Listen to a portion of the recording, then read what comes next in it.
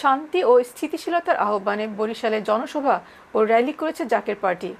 বৃহস্পতিবার ৩০ অক্টোবর নগরীর সদর রোড টাউন হল এলাকায় এ কর্মসূচি অনুষ্ঠিত হয়।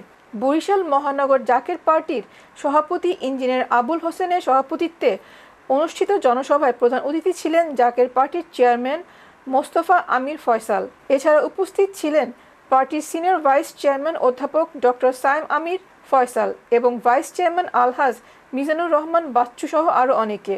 পরে বর্ণাঢ্য র্যালি নগরীর গুরুত্বপূর্ণ বিভিন্ন সড়ক ঘুরে কেন্দ্রীয় বাস টার্মিনালে এসে শেষ হয়।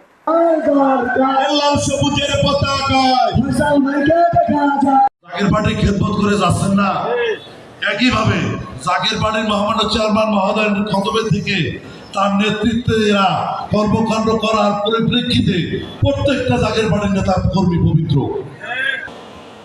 আর ৩,০০০ ছিল তৎকালীন সময়ে মুফতি মাওলানা, ৭,০০০ ছিল কোরআনে হাফেজ।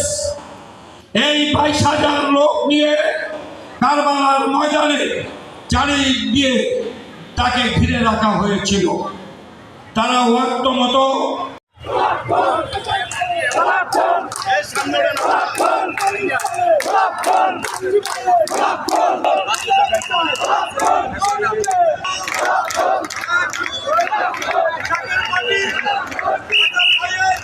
Cara,